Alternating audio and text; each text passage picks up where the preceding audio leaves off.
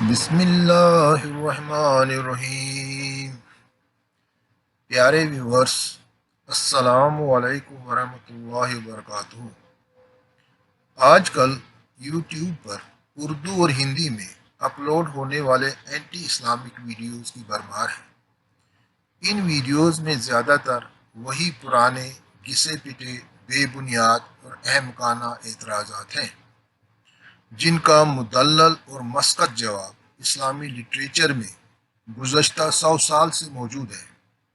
کتابی شکل میں یہ جوابات ہمارے ویب سائٹ islamforallmankind.com پر بھی دستیاب ہیں، لیکن افسوس آج انسان کے پاس اتنی بھی فرصت نہیں کہ کتابوں کا خود مطالعہ کرے۔ اس لیے مناسب یہی سمجھا گیا کہ ویڈیوز کا جواب ویڈیوز کی شکل میں ہی دیا جائے۔ ان جوابی ویڈیوز کی شروعات ہم نے قرآن کریم سے کی ہے، وہ اس لیے کہ بعض لکھے پڑھے نادانوں نے اپنے ویڈیوز میں قرآن پاک جیسی عظیم الشان اور بے مثال آسمانی کتاب کو لولی نگڑی کہہ کر اپنی بے علمی کا ثبوت دیا ہے۔ قرآن کریم اللہ تعالیٰ کی بھیجی ہوئی آخری کتاب ہے، جس کا لفظ لفظ معجزہ ہے، جس کے مندرجات یعنی کنٹینٹس کو دنیا کا کوئی بھی علم جھٹلا نہیں سکتا۔ قرآن کریم میں 1500 سال سے یہ چیلنج موجود ہے کہ اگر دنیا بھر کے تمام لکھے پڑھے اور صاحب علم لوگ مل کر بھی قرآن کریم کی ایک سورت یعنی چیپٹر جیسی سورت بنا لائیں تو وہ ہرگز نہ بنا سکیں گے۔ یہ وہ اٹل حقیقت ہے جس کو آج تک کوئی جھٹلا نہ سکا۔ اب ذرا قرآن پاک کے متعلق ان نامور غیر مسلم اکابر کے بیانات ملاحظہ فرمائیں جو اپنے علم و فضیلت، فہم و فراست کے لیے دنیا بھر میں مشہور ہیں۔ لکھا ہے، غالباً دنیا میں ایسی اور کوئی کتاب موجود نہیں جو قرآن شریف کی طرح 12 صدیاں گزر جانے کے بعد بھی کسی قسم کی کمی بیشی یا تحریف سے محفوظ رہی ہو۔ یہ اسلام کے ایک بہت بڑے دشمن سر ولیم میور کا اعتراف ہے۔ اب تو اس اعتراف حق پر بھی 2 صدیاں گزر چکی ہیں۔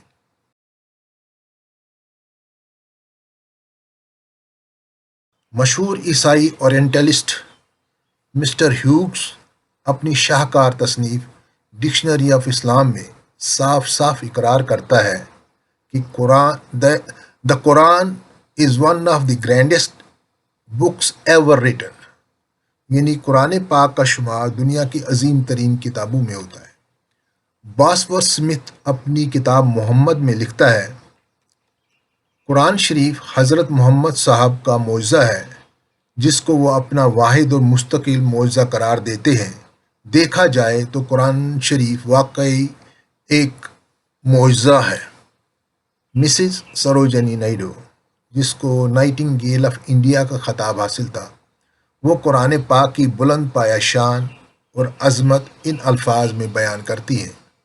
کہتی ہیں، میں قرآن کریم میں انسانی زندگی سے متعلق وہ قوی اور محکم اصول پاتی ہوں جو بالکل مسٹک یعنی متصوفیانہ نہیں بلکہ سارے کے سارے انسانی اخلاقیات کو عملی جامہ پہنانے والے ہیں۔ یہ اصول و قوانین ساری دنیا کے لیے یکساں، مناسب و موزون ہیں۔ مشہور فاتح اعظم نپولین بوناپارٹ اپنی دلی آرزو کا انکشاف ان الفاظ میں کرتے ہیں، مجھے پوری امید ہے کہ اب وہ دن دور نہیں جب میں دنیا جہان کے تمام دانشوروں اور عالموں کو اکٹھا کروں گا تاکہ وہ دنیا بھر کے لیے ایک یکساں ضابطۂ قانون تیار کریں جس کو قرآن شریف کے اصولوں کے مطابق تشکیل دیا گیا ہو۔ یہی وہ اکیلے اصول ہیں جو حق و صداقت پر مبنی ہیں اور نوع انسان کو کامیابی سے ہمکنار کر سکتے ہیں۔ یہ غیر مسلم کی زبانی قرآن کریم کا ایک ہلکا پھلکا تعارف ہے۔ اب جو چیز اپنوں کی طرح بیگانوں کی نگاہ میں بھی قابل ستائش اور واجب الاحترام ہو، اس کے خلاف گستاخانہ الفاظ استعمال کرنا کسی بھی طرح جائز نہیں۔ اس طرح کی زبان درازی کم ظرفی اور اوچھا پن ہی کہلائے گی۔ اللہ تعالیٰ نے اپنی آخری کتاب یعنی قرآن حکیم کا پہلا تعارف ذالک الکتاب دا اونلی پرفیکٹ بک کہہ کر کرایا ہے۔ ذاتی نام القرآن چھوڑ کر سب سے پہلے صفاتی نام الکتاب کو لایا ہے۔ ایسا کرنا بلا مقصد نہیں ہو سکتا۔ اللہ تعالیٰ کو خوب معلوم تھا کہ ایک وقت ایسا بھی آنے والا ہے جب کچھ نادان قرآن پاک کے قرآن کتاب ہونے ہی کا انکار کر دیں گے۔ عربی زبان میں الکتاب اس مکمل اور منظم تحریر کو کہا جاتا ہے جس میں کمی یا بیشی کی کوئی گنجائش نہ ہو اور جس کے مندرج احکامات اور قوانین پر عمل کبھی موقوف یعنی ڈسکنٹینیو نہ ہو۔ اللہ کے فضل سے قرآن پاک اس کسوٹی پر پورا اترتا ہے۔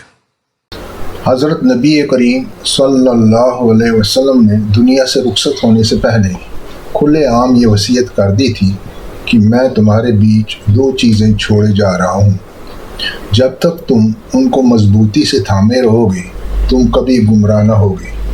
ایک اللہ کی کتاب اور دوسرے میری سنت یعنی میرا عملی نمونہ۔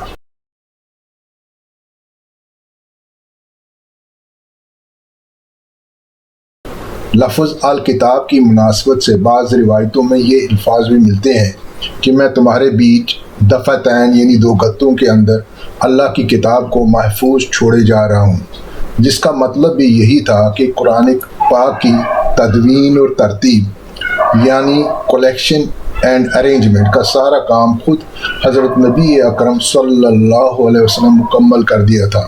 مسلمانوں کے تمام فرقوں کا اس بات پر کامل اتفاق ہے کہ جو قرآن اس وقت ساری دنیا میں رائج ہے وہ 100% وہی ہے جس کو حضرت نبی کریم صلی اللہ علیہ وسلم نے اپنے ہاتھوں سے امت کے حوالے کیا تھا۔ اسی دائمی اور اٹل حقیقت کی طرف اشارہ کرتے ہوئے قرآن پاک شروع میں ہی یہ چیلنج دیتا ہے، ذالک الکتاب لا ریب فیہ، یعنی قرآن کریم ہی دنیا کی وہ واحد اور اکیلی کتاب ہے جو ہر قسم کے شک و شبہ سے مبرہ اور پاک۔ قرآن شریف میں جگہ جگہ یہ حکم ملتا ہے کہ عام لین دین اور اہم معاملات کو کاغذ پر لکھ لیا جائے۔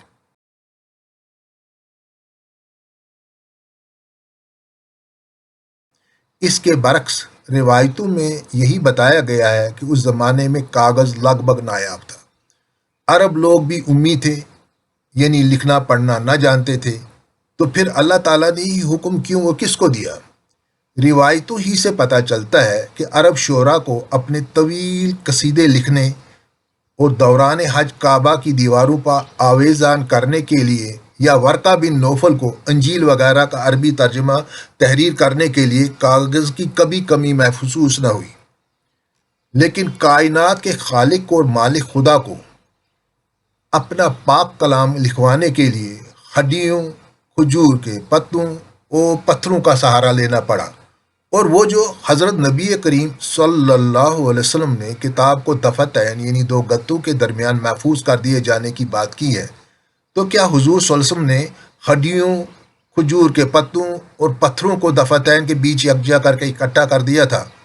تاریخ گواہ ہے کہ مکہ والوں کے تجارتی قافلے صدیوں سے بیرونی ممالک جا کر بیوپار کرتے تھے، یہاں تک کہ بعض مالدار عورتوں نے بھی کاروباری ایجنٹ ملازم کر رکھے تھے۔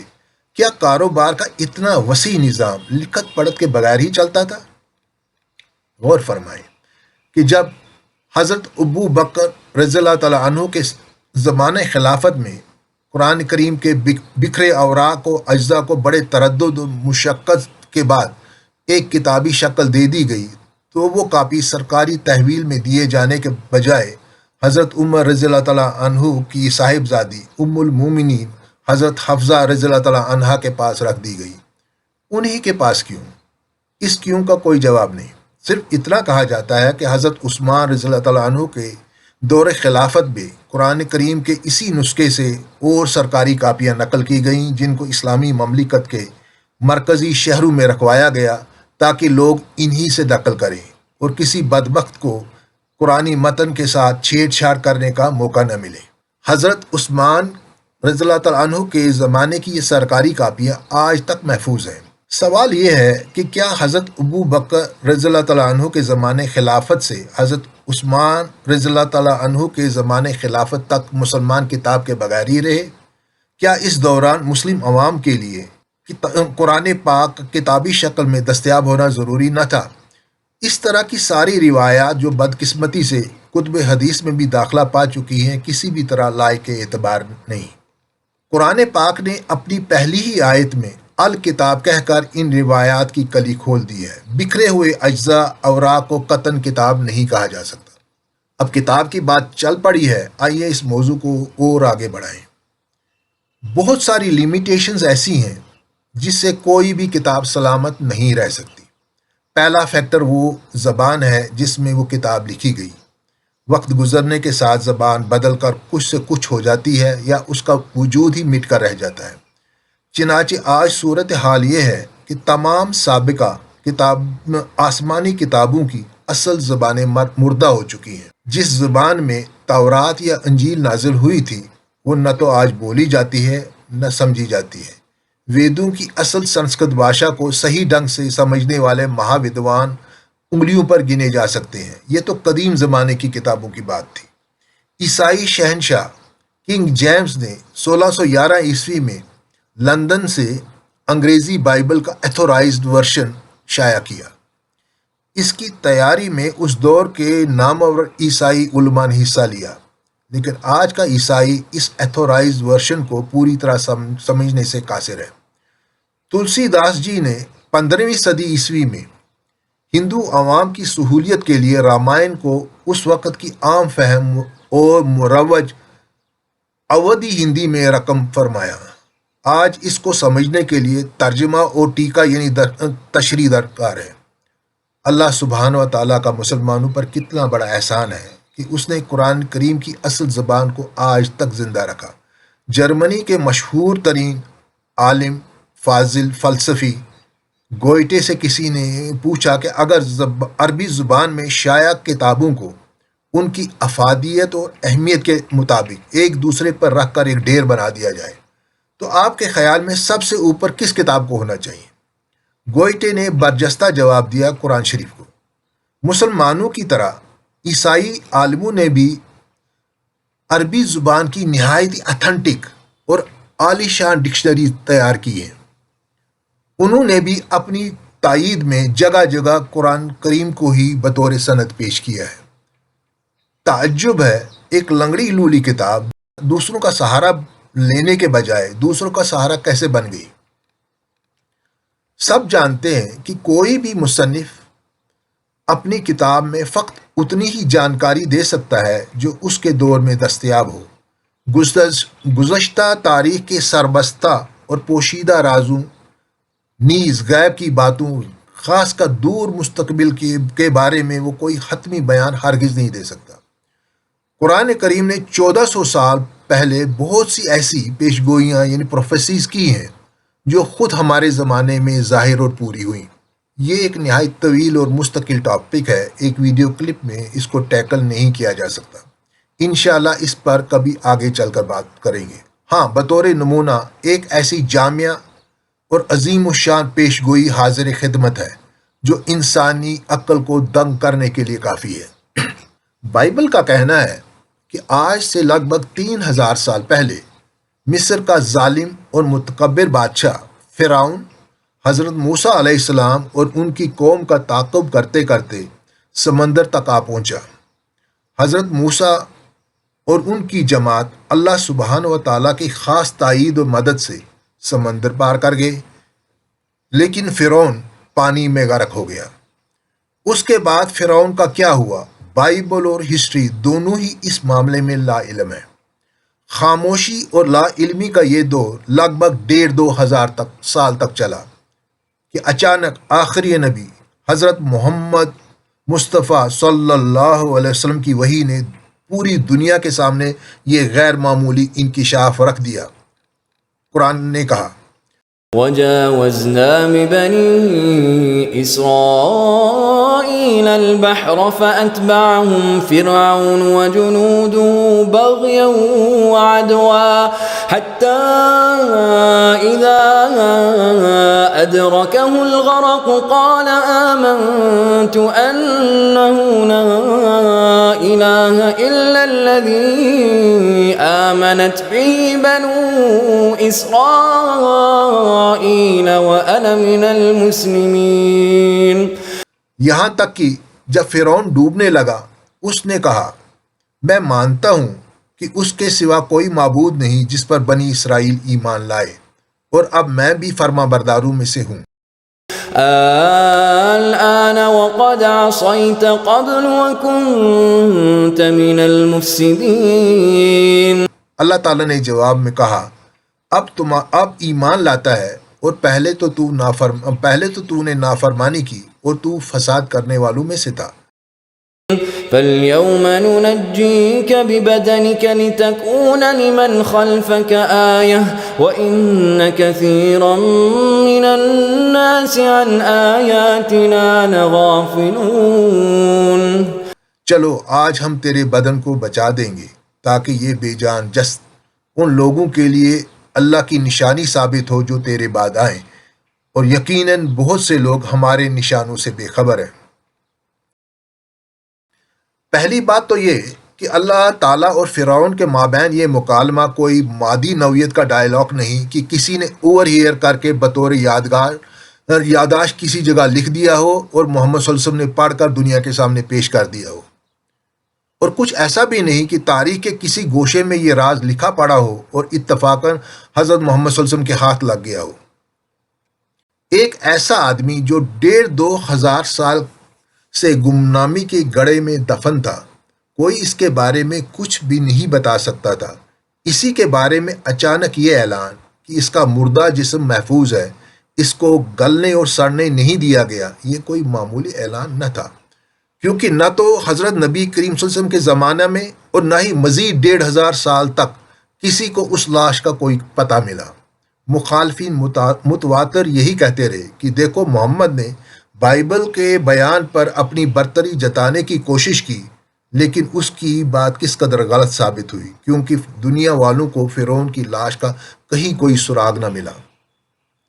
فرعون کی غرق یابی کے 3000 سال بعد، یعنی حضور صلی اللہ علیہ وسلم کے مذکورہ بالغ قرآنی اعلان کے 1500 سال بعد، سن 1898 عیسوی میں آثار قدیمہ والوں کو مصری اہرام کی کھدائی کے دوران حضرت موسیٰ والے فرعون یعنی رمسیس ثانی کی ممی شدہ لاش دستیاب ہوئی.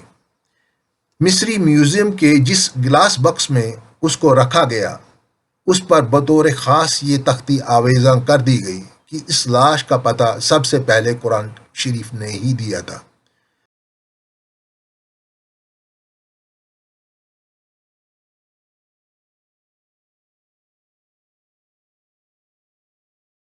پھر یہ بات بھی کسی معجزے سے کیا کم ہے کہ جس وقت قرآن شریف نے دنیا کے سامنے فرعون کی لاش کا راز کھولا تو ساتھ ہی بتا دیا، اور یقیناً بہت سے لوگ ہمارے نشانوں سے بے خبر ہیں. مطلب یہ کہ یہ راز ابھی سالہ سال تک سربستہ راز ہی رہنے والا تھا. معاملہ یہیں ختم نہیں ہوتا. اللہ کا وعدہ تھا کہ فرعون کی لاش کا پتہ چلنے جانے کے بعد آنے والی نسلیں اس کو دیکھ سکیں گی اور عبرت کے ساتھ اپنے ایمان اور ایقان میں بھی اضافہ کریں گی. اب یہ تو ممکن نہیں کہ دنیا جہان کے لوگ مصر جا کر وہاں کے میوزیم میں ممی شدہ لاش کو دیکھیں. اللہ تعالیٰ نے پیش گوئی کا یہ پہلو انٹرنیٹ کے ذریعے پورا کر دیا. انٹرنیٹ پر بے شمار ویڈیوز دستیاب ہیں جن میں فرعون کی لاش کو گھر بیٹھے دیکھا جا سکتا ہے. کیا یہ سب کچھ حضرت محمد مصطفیٰ صلی اللہ علیہ وسلم کے بس میں تھا؟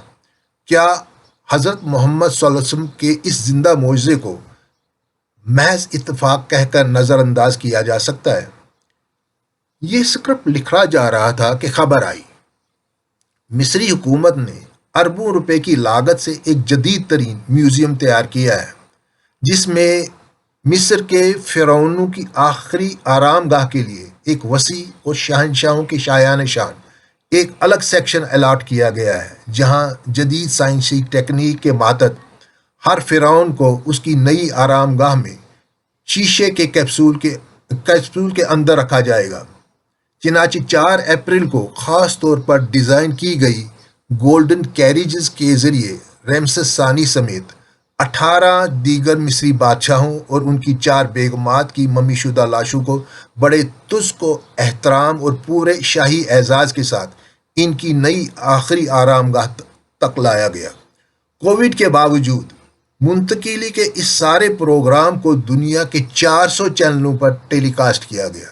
اس طرح قرآن پاک کی وہ پیشگوئی ہر بار سچ ثابت ہوئی جس میں کہا گیا تھا کہ آنے والی پوری نسل انسانی فرعون کی لاش کو دیکھے گی۔ کیا اس حیران کن ایمان افروز واقعہ کو بھی محض ایک اتفاق قرار دے کر فراموش کیا جا سکتا ہے؟ ویڈیو کچھ لمبا ہی ہوتا جا رہا ہے، اس لیے اختصار کی خاطر ہم صرف ایک اور اہم ترین نقطہ کی طرف توجہ دلانا چاہیں گے۔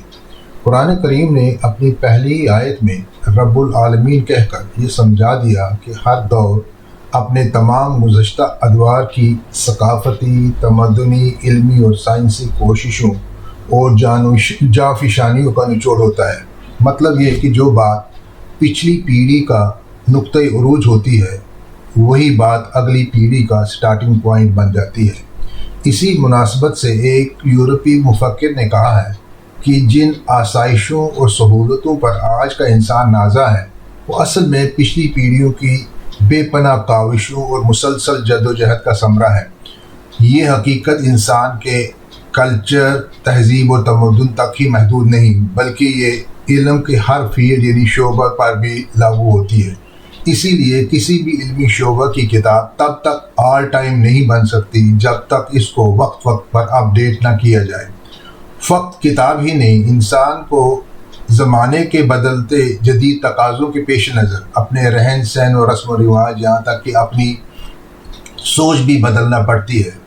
اگر کوئی جماعت یا کوئی قوم اس طرح کے بدلاؤ پر راضی نہیں ہوتی تو زمانہ اس کو پچھاڑ کر آگے نکل جاتا ہے اور اس کا شمار غیر مہذب قوموں میں ہونے لگتا ہے۔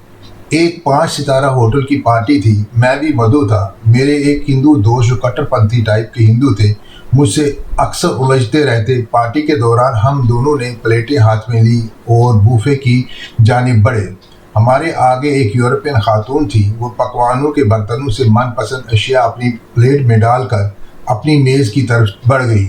ہم دونوں نے بھی ایسا ہی کیا اور اپنے ٹیبل پر آ گئے جہاں پارٹی کے دوسرے ممبران بیٹھے تھے۔ ہمارا ہندو دوست کھانا کھانے ہی والا تھا کہ میں نے اس سے کہا کہ کھانا شروع کرنے سے پہلے میرے کچھ سوالوں کا جواب دیں۔ دیکھیے، جب ہم کھانا لینے گئے، ہم سے پہلے ایک یورپین خاتون نے چمچ سے انہی برتنوں سے کھانا نکالا اور پھر آپ نے بھی اسی چمچ سے اپنی پلیٹ میں کھانے کی اشیاء پروسیں۔ کیا آپ کا مذہب آپ کے اس عمل کو جائز قرار دے سکتا ہے؟ آپ کے یہاں تو ہندو سماج کا ایک بہت بڑا حصہ ایسا ہے جس کا چھوا ہوا کھانا یا برتن آپ جیسے اچ جاتی کے ہندو کے لیے ورجت یعنی ناجائز ہے۔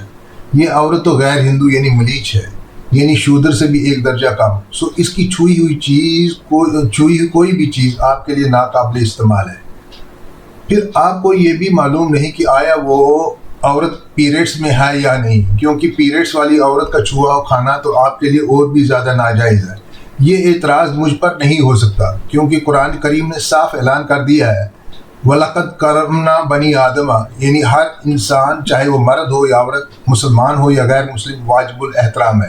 اس کے چھونے سے کوئی چیز برشت نہیں ہوتی۔ ہمارے پیارے نبی صلی اللہ علیہ وسلم نے ایک بار اپنی دھرم پتنی سے کہا کہ فلاں جگہ سے میری جائے نماز لے آئیں۔ اس نے عرض کی کہ حضور میں تو اس وقت پیریڈس میں ہوں، جائے نماز کو کیسے ہاتھ لگا سکتی ہوں؟ حضور صلی اللہ علیہ وسلم نے فرمایا پیریڈس ہوا کی بیٹیوں کا نارمل فیزیولوجیکل فینومینن ہے، اور پھر پیریڈس تمہارے ہاتھوں میں تو نہیں۔ ایک بار حضور صلی اللہ علیہ وسلم نے اپنی دھرم پتنی سے اپنے بالوں میں کنگھی کروائی تاکہ حالانکہ وہ اس وقت پیریڈس میں تھی۔ اب اسی کھانے کی ٹیبل کی طرف دیکھیں، سلاد، رائتا، اچار، دہی، کتنی چیزیں کامن ہیں۔ ہندو غیر ہندو سبھی اس کو ہاتھ لگائیں گے۔ کیا آپ کے کسی بھی دھرم شاستر کی روح سے اس طرح کا بھوجن جائز ہے؟ ہم صبح ایک دوسرے سے ملے، سلام دعا کے بعد ہم نے ہینڈ شیک کیا۔ کیا آپ کا مجھ غیر ہندو سے ہاتھ ملانا کسی ہندو دھرم شاستر کی روح سے جائز تھا؟ ہندو لوگ ٹیبل پر بیٹھ کر اس طرح اجتماعی رنگ میں کھانا کھا ہی نہیں سکتے۔ ہم تو ایک ہی تھالی سے مل کر چار چار بھی کھا سکتے ہیں، کیونکہ قرآن شریف میں اس کی اجازت موجود ہے۔ یہ جو لباس آپ نے زیبتن کیا ہوا، کیا اس کا جواز آپ کے شاستروں میں موجود ہے؟ اگر آپ ٹھنڈے دماغ سے غور کریں تو آپ خود ہی جان جائیں گے کہ کس طرح قدم قدم پر آپ کو آخری نبی حضرت محمد مصطفیٰ احمد مجتبیٰ صلی اللہ علیہ وسلم کی تعلیمات کی پیروی کرنا پڑتی ہے۔ حضور کے دھرم کو سارا ہندو سماج عملاً سویکار تو کرتا ہے، لیکن مخالفت سے باز نہیں آتا۔ یہی بات قرآن شریف نے صدیوں پہلے صاف اور واضح الفاظ میں یوں کہہ دی تھی: وَمَن یبتغِ غیر الاسلام دینا فلن یقبل منہ، یعنی اگر کوئی شخص اسلام یعنی فطرت انسانی کی فرما برداری کو چھوڑ کر کوئی اور دین یعنی طریقہ زندگی اختیار کرنا چاہے گا تو زمانہ اس کی یہ بات قبول نہیں کرے گا۔ دوسری جگہ فرمایا: ان الدین عند اللہ الاسلام، یعنی تم جتنی بھی کوشش کر لو، امن اور سلامتی کے لیے تمہیں اسلام کی تعلیمات کو ہی اپنانا پڑے گا۔ دور حاضر کی برق رفتار ترقی اور ایجادات نے بے شمار جدید علوم کو جنم دیا ہے۔ ان علوم کو بیان کرنے کے لیے نئے الفاظ اور جدید ترکیبات وضع کرنا پڑتی ہیں۔ قدیم و غیب سے کام نہیں چل سکتا۔ یہی وجہ ہے کہ علم کے ہر فیلڈ نے اپنی ایک الگ ڈکشنری بنا لی ہے، لیکن قرآن کریم کے متن یعنی مندرجات میں قیامت تک کوئی ترمیم و اضافہ ممکن نہیں۔ بہت کم لوگ جانتے ہیں کہ اللہ تعالیٰ نے انسان کے حوالے ایک نہیں بلکہ اپنی دو الگ الگ کتابیں کر دی ہیں۔ ایک کتاب میں اللہ تعالیٰ کا قول درج ہے، قولی کتاب قرآن حکیم کی شکل میں موجود ہے، اور دوسری کتاب میں اس کا فعل دیکھا جا سکتا ہے، اور فعلی کتاب مظاہر قدرت یعنی لاز آف نیچر میں پڑھی جا سکتی ہے۔ یہی وجہ ہے کہ قرآن حکیم نے جہاں اللہ کے فرمودات کو آیات کا نام دیا ہے، ٹھیک اسی طرح جگہ جگہ اللہ کے مظاہر قدرت کو بھی آیات ہی کہا ہے، یعنی ان میں بھی اللہ کی نشانیاں اور اس کے میسیج موجود ہیں۔ طوالت کے خوف سے فقط ایک آیت پیش خدمت ہے، فرمایا: ان فی السماوات والارض، بے شک اللہ نے آسمانوں اور زمین میں لآیات، بے شمار آیتیں رکھ دی ہیں جو علم و حکمت سے لبریز ہیں، للمومنین، تاکہ ایمان والے بندے اللہ کی قدرت پر اپنے ایمان کو تازہ کرتے رہیں۔ جس طرح قرآنی صورتوں کے بارے میں یہ چیلنج ہے کہ کوئی قرآن کریم کی صورت جیسی صورت نہیں لا سکتا، ٹھیک ویسے ہی یہ چیلنج بھی ہے کہ دنیا جہان کے سارے سائنسدان مل کر بھی مکھی کا ایک پر نہیں بنا سکتے۔ قرآن کریم نے سچے دیندار مومنوں کی یہ تصویر پیش کی ہے، فرمایا: الذین یذکرون اللہ، یعنی پکے مومن وہی ہیں جو ہر وقت اللہ کو یاد کرتے رہتے ہیں، کہ قیاماً و قعوداً و علی جنوبہم، کھڑے اور بیٹھے اور اپنی کروٹوں پر، وَيَتَفَكَّرُونَ فِي خَلْقِ السَّمَاوَاتِ وَالْأَرْضِ، اور جو آسمانوں اور زمین کی پیدائش میں بھی لگاتار غور و فکر کرتے رہتے ہیں، اور کہتے ہیں: ربنا ما خلقت ھذا باطلا، اے ہمارے رب، تو نے اس کائنات کو بے فائدہ اور بے مقصد پیدا نہیں کیا، سبحانک، تو ہر نقص اور عیب سے پاک ہے، فقینا عذاب النار، پس ہمیں آگ کے عذاب سے بچا۔ لیکن اس معاملے میں سب سے بڑی مشکل یہ ہے کہ قرآن شریف کے فرمودات یعنی کنٹینٹس والا حصہ تو انچینجبل ہے، لیکن جہاں تک کائنات اور اس میں کام کرنے والی ایجنسیز اور پاورز کا معاملہ ہے تو اس فیلڈ میں مشاہدات اور نتائج میں آئے دن اضافہ ہوتا رہتا ہے۔ پرانے کنسیپٹس بدل جاتے ہیں اور ان کی جگہ نئے کنسیپٹس آ جاتے ہیں۔ کوئی بھی سائنسی نظریہ حتمی قرار نہیں دیا جا سکتا۔ قرآن شریف کا یہی اعجاز ہے کہ وہ بات ہی ایسی کرتا ہے جس کو ہر دور کا انسان اپنے اپنے فہم و ادراک کے موافق پاتا ہے۔ قرآن کریم دنیا کی وہ اکیلی کتاب ہے جو پڑھنے اور سمجھنے کا طریقہ خود بیان کرتی ہے۔ جہاں تک مذہبی تعلیمات کا سوال ہے تو اس ضمن میں صاف بتا دیا کہ اس میں کچھ آیات متشابہ ہیں، یعنی ان کی ایک سے زیادہ تشریح ہو سکتی ہے۔ انہی متشابہ آیات کی آڑ میں فسادی لوگ طرح طرح کے وسوسوں اور فتنوں کو ہوا دیتے ہیں، لیکن قرآن پاک کی دوسری آیات محکم ہیں، یعنی ان کا مطلب اور مفہوم ہر حال میں ایک ہی رہتا ہے۔ اس لیے متشابہ آیات کو محکم آیات کی روشنی میں پڑھا جائے۔ اور جہاں تک مٹیریل ورلڈ یعنی کائنات اور اس سے جڑے سائنسی امور کا تعلق ہے تو اس بارے میں حکم یہی ہے کہ ان امور کو اپنے اپنے دور کی علمی اور سائنسی روشنی میں خود دیکھا جائے۔ چنانچہ جب قرآن نے کسی طبعی یا فزیکل معاملے کی طرف اشارہ کر کے حضرت نبی کریم صلی اللہ علیہ وسلم کے دور کے انسانوں کو یہ کہا، افرائیتم، کیا تم نے نہیں دیکھا، تو یہ دیکھنا اس دور کے علوم اور مشاہدات کے ماتحت ہی تھا، اور جب موجودہ دور کا قاری یہی حکم پڑے گا تو اس کو معاملہ جدید ترین معلومات کی روشنی میں ہی لینا ہوگا۔ قرآن کریم نے اپنی ایک خاص خوبی کا اعلان بھی کیا ہے، فرمایا انا جعلناہ، بے شک ہم نے اس کامل کتاب کو قرآناً عربیہ، ایک عربی قرآن بنایا، لعلکم تعقلون، تاکہ تم عقل سے کام کرو۔ اور فرمایا کتابٌ، یہ کتاب ہے، فصلت آیاتہ، جس کی آیتیں کھول کر بیان کی گئی ہیں، قرآناً عربیاً، ایک عربی قرآن، لقوم یعلمون، ان لوگوں کے لیے جو علم رکھتے ہیں۔ مطلب یہ کہ قرآن شریف کی علم یا سائنس سے متعلق آیات اہل علم اور فہمیدہ لوگوں کے لیے ہیں، وہی ان کو سمجھنے کی زیادہ اہل ہے۔ بے علم جاہل مولویوں کا اس معاملے سے کوئی لینا دینا نہیں۔ اور فرمایا قرآناً عربیاً غیر ذی عوج، یعنی یہ عربی قرآن ہے، اس میں کسی قسم کا کوئی نقص یا ٹیڑھا پن نہیں۔ اللہ تعالیٰ نے عربی زبان میں ایک غیر معمولی وسعت رکھ دی ہے۔ ایک ہی لفظ میں متعدد معنی پائے جاتے ہیں جن کو سیاق و سباق یعنی کنٹیکسٹ کے مطابق آسانی سے لیا جا سکتا ہے۔ کبھی کبھی ایک لفظ کی تشریح کے لیے ایک پیراگراف بھی کم پڑتا ہے۔ عربی زبان کی اسی خوبی نے قرآن کے قاری کو کبھی جدید سائنٹیفک ووکیبلری کی کمی محسوس ہونے نہ دی۔ اللہ تعالیٰ کو خوب معلوم تھا کہ قرآن کا اصل متن قیامت تک ایک ہی رہے گا، البتہ اس کے قاری بدلتے رہیں گے۔ ہر نئے دور کے قاری کے پاس اس دور کی جدید معلومات اور نئے علوم اور فنون کا اضافی سرمایہ ہوگا۔ اسی لیے قرآن پاک اپنے قاری کو یوں مخاطب کرتا ہے، الم تراؤ، کیا تم لوگوں نے اپنے دور کے تمام علوم اور معلومات کی روشنی میں یہ نہیں دیکھا، کیف خلق اللہ، کہ کس طرح اللہ تعالیٰ نے پیدا کیا، سبع السماوات، 7 آسمانوں کو یا بے شمار آسمانوں کو، کیونکہ عربی میں 7 کا عدد تامہ ہے جو کثرت کو ظاہر کرتا ہے، طباقاً ایک دوسرے کے اوپر۔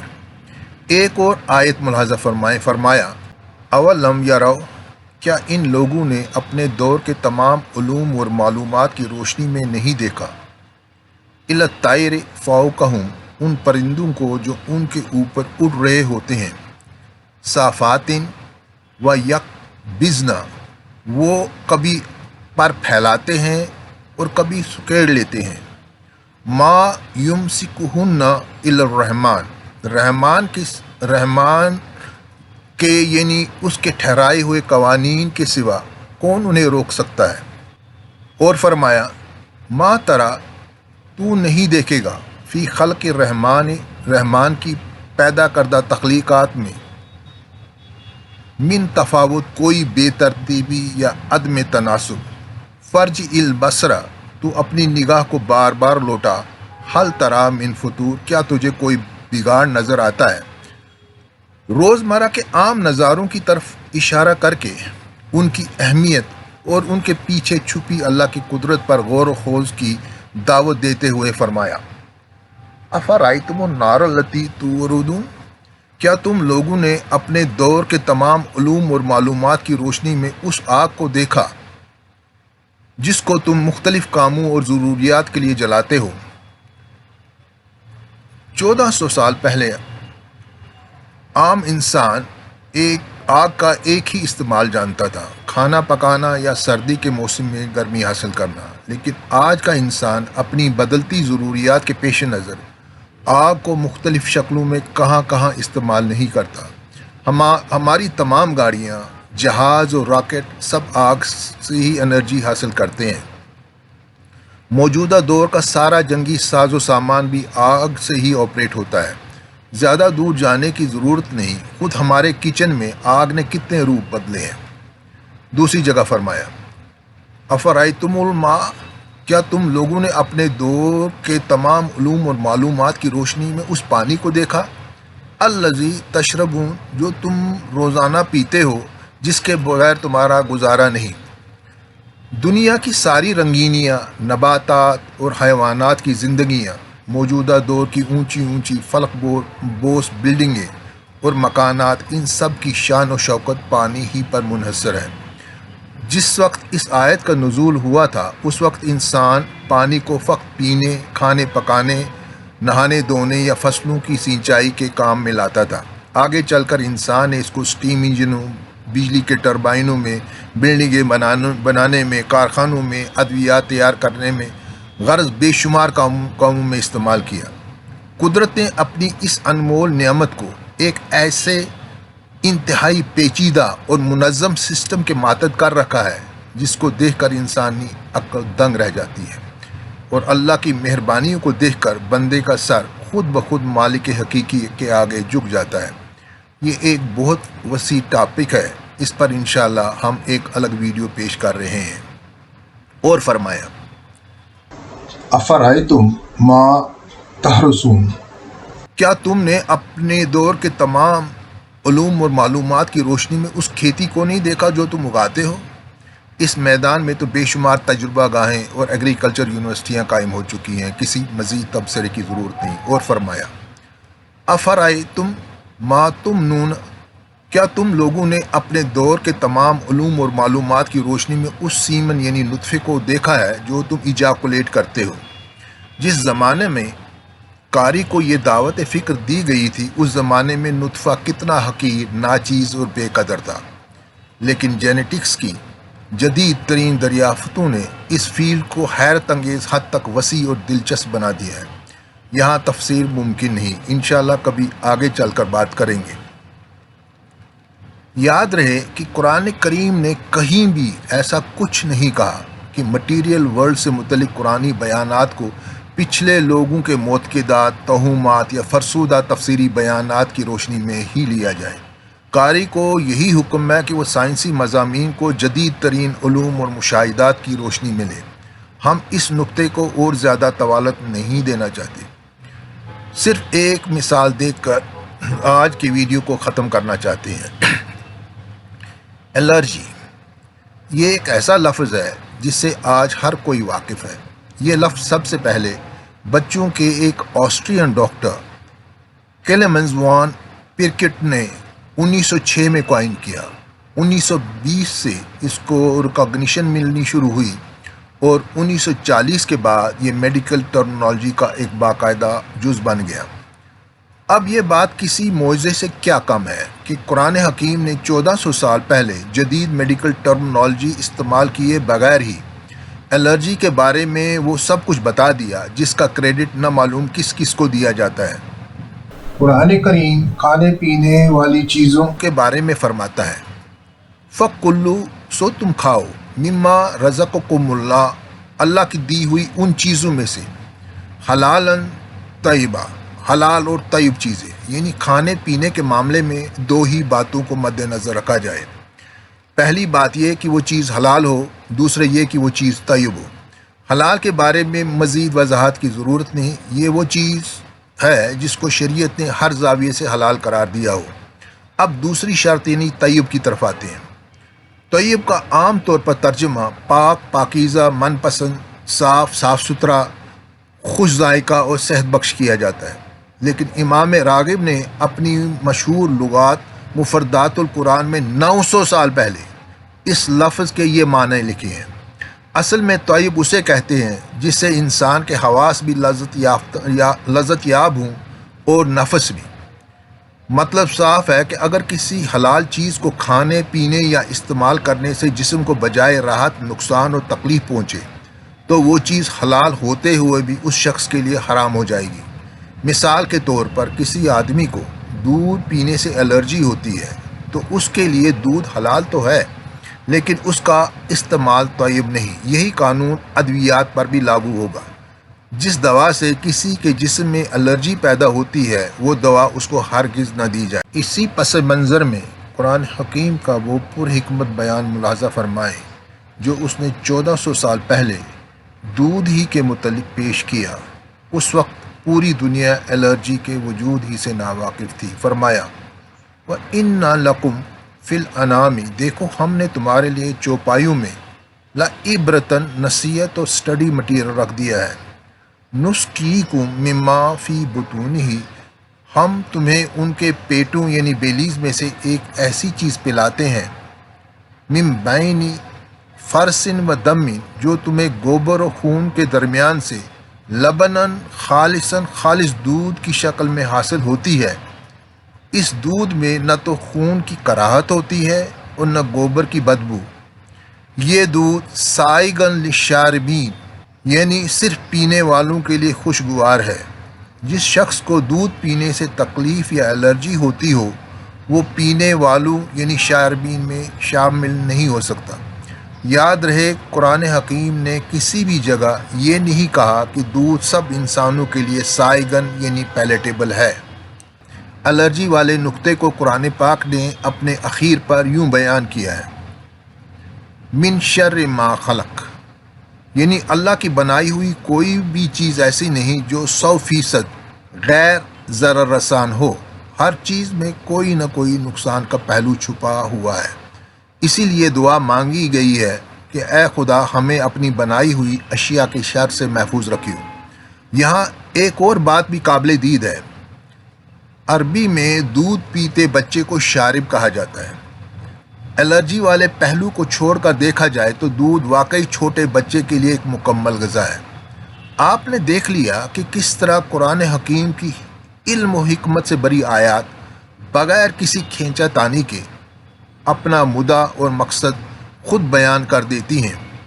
اسی لیے بار بار یہی اعلان ملتا ہے تلک آیات الکتاب المبین، یعنی یہ اس کامل ترین کتاب کی آیتیں ہیں جو اپنا منشا اور موقف پورے طور واضح کرنے میں ہر طرح قادر ہے۔ اور فرمایا بلسان عربی مبین، اس معاملے میں قرآن کریم کا عربی زبان میں ہونا گویا سونے پر سہاگا ہے۔